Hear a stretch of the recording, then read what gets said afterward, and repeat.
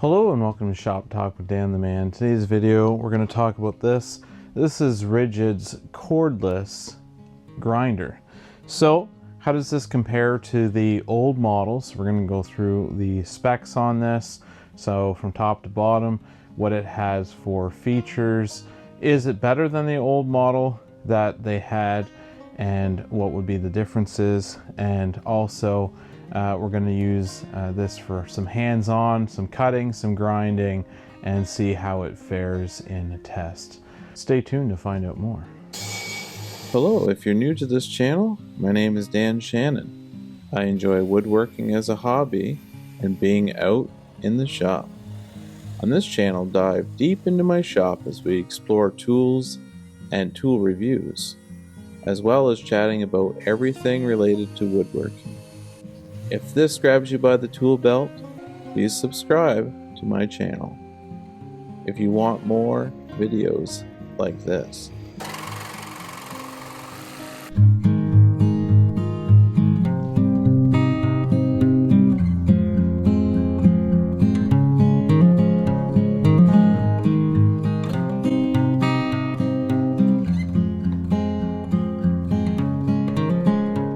Hello and welcome to Shop Talk with Dan the Man. If you're new here, welcome. If you're returning, thanks for coming back. In this video, we're going to dive into this. This is Ridgid'S angle grinder, and this is model R86047. So this grinder has lots of power and has, I think, some great features to it. So let's dive into the features, and then I will put the specs up so you can see the RPMs on this and basically what it has to offer. So let's go into features.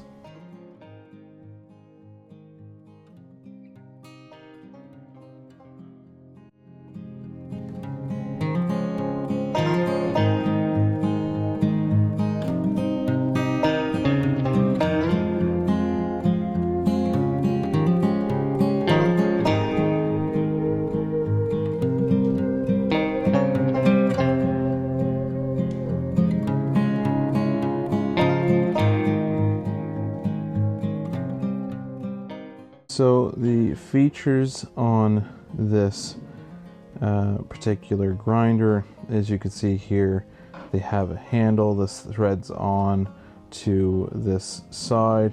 There's also, if you spin it around, there is a right and left hand spot. So depending on what you're grinding or cutting, if you're having the grinder say up like this and you're left-handed, or if you have it like this and you're right-handed, you can swap out that handle to make it more comfortable as you're cutting your surface, which is great. I think Ridgid really thought about this tool a lot when it came to the different features. Also, you'll notice here there is a guard. I'll spin that around, and there's a spring and a button here. And push in this button and this whole thing will twist. So you push it in and you twist it.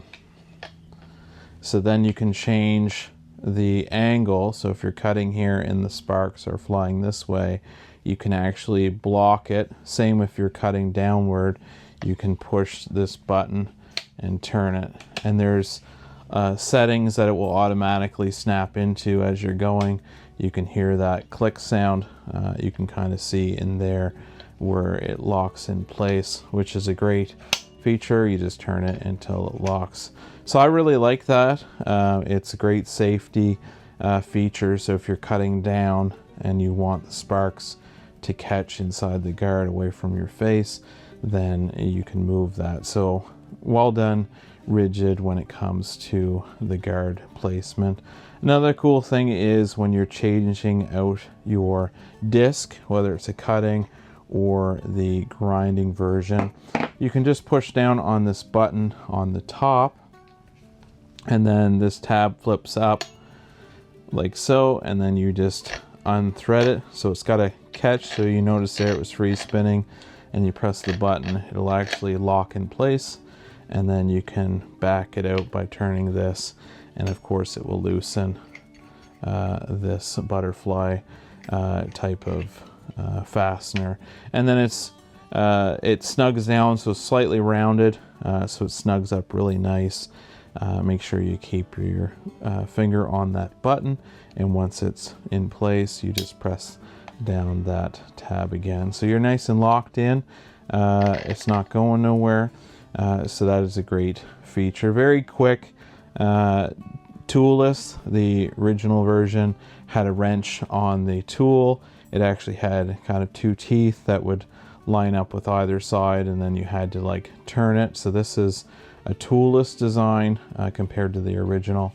Another thing they changed from this generation to the first generation was the on and off switch. So here there's a little tab that has to be pushed forward, as you can see there, and once that's forward, this will actually go down and turn on the tool. But their old generation was actually on the top here. It was kind of a slider, so it would slide on and then slide off.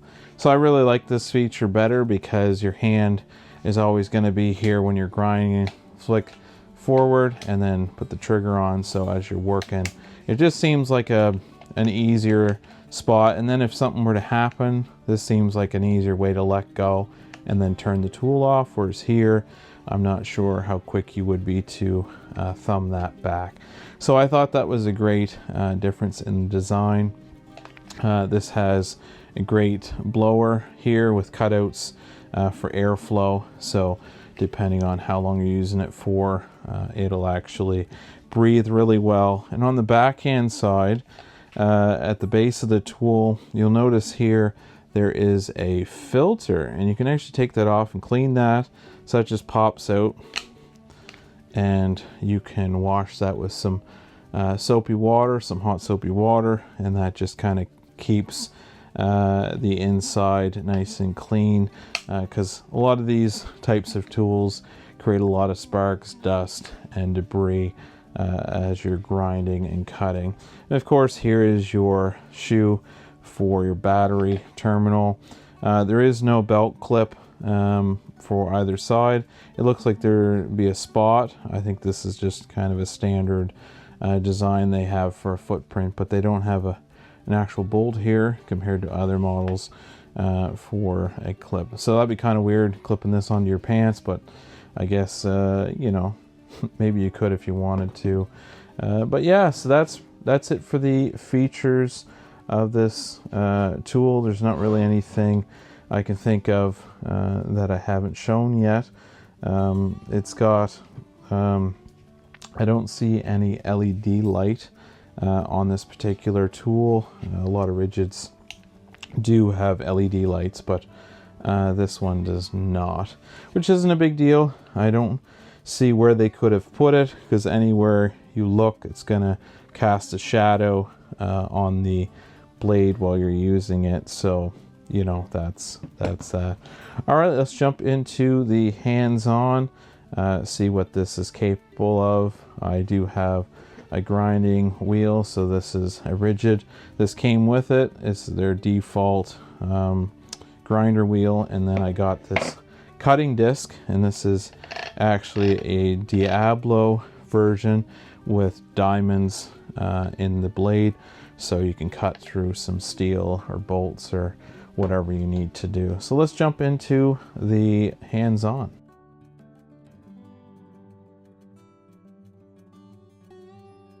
Okay, so I'm getting ready to grind some nails. So say you had a project and you had a bolt that was sticking out, or a nail you know, that was sticking out the other side after you were done your project, and it was outside and you didn't want any kids to catch their you know, arm, leg, whatever on that.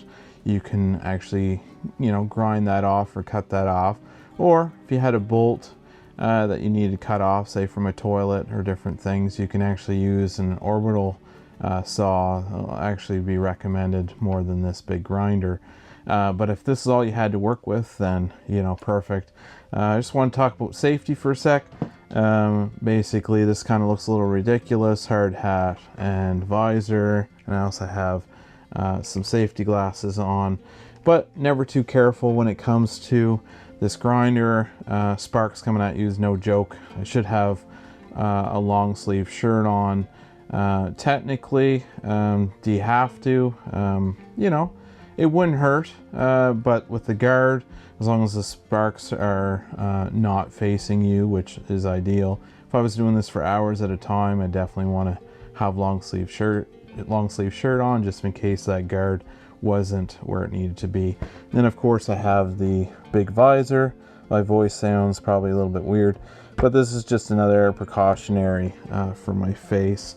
I don't use this too often. When I do, I kind of go a little bit overkill for the safety. Of course, gloves for hands, nice and safe.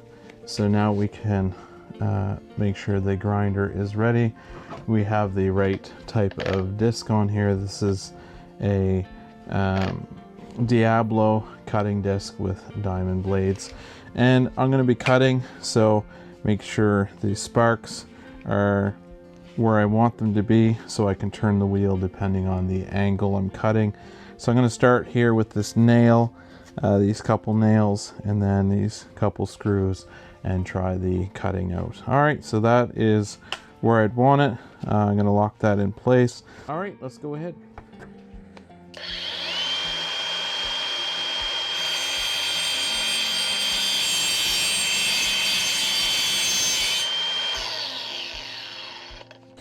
All right, so you can see there that cut that off, no problem. Head off that, very easy. And then we'll do the next one.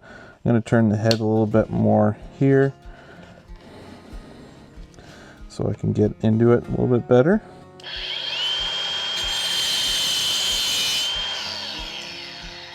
No problem on that either. I did notice the decibels are a little bit high, so I'm going to put my ear protection on, and then we'll do these two screws now.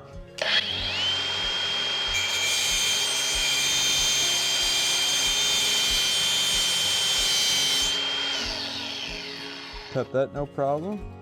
This one here.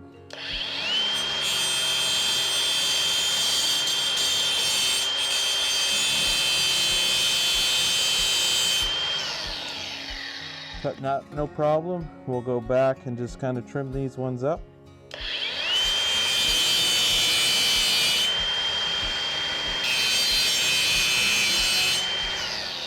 As you can see there, I cut that. Very easy, no problem. Went through there super fast. This has lots of power with the cutting wheel and those diamond blade specs really make quick work. You can get different types of wheels. Check out the user's manual and also your local store to see what kind of cutting wheels you can get. But I like Diablo products. I always have. I find them bar none over top of the competitor brands. They just do such a great job, whether it's bits, you know, blades, and then of course getting into these cutting wheels. All right, let's jump into something I need to resurface just to kind of clean up. We'll see if it can take some of the metal or the rust rather off the surface just fine with the other wheel. All right, let's jump into that now. All right, so we have this old rusty blade I need to kind of clean up. This is a blade that I don't use anymore. I just wanted to show you the surface and the difference with the grinding wheel and the cutting wheel. So let's change our blade. So what we need to do is take the battery off first. So remove that, and I did show you, you press the button in the features and then turn this tab up and then rotate it until it grabs. Make sure you push down on the button at the same time. Once it locks in, you can just turn it, back it up all the way, and then once that's off, take your grinding wheel, or in this case cutting wheel, off. Take your grinding wheel, make sure the label is facing upward on here, line it up, sit it in its place, and then of course that is tapered so that'll actually force it flat. So we'll just bring that in, snug it up. You don't have to crank on it hard. Just snug it up, drop this tab down, and then you're all set. And then reinstall the battery. All right, we're all set to do some grinding. So I'll grab my gloves, put my gloves on, hearing protection, and then I'll put my face mask down and let's see what I can do.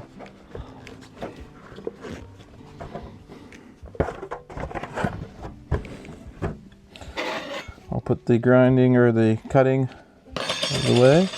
All right.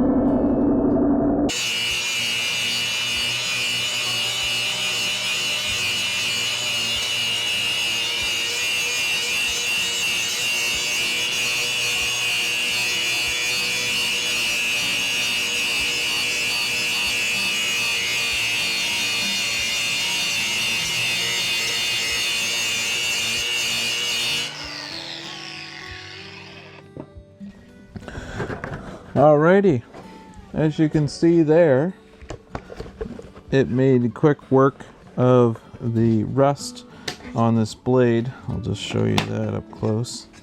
It made quick work of the rust on this blade.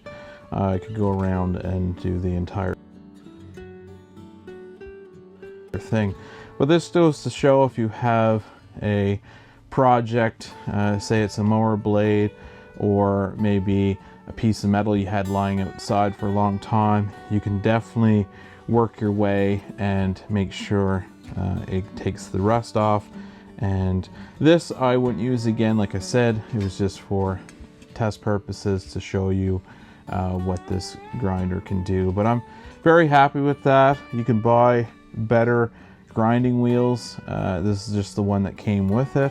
I would probably buy, once that gets wore out, I'd probably buy a Diablo one, just because I like their products. But yeah, that looks great. I'm really happy with that. So that is the hands-on with this grinder, and let's jump into some final thoughts on this grinder.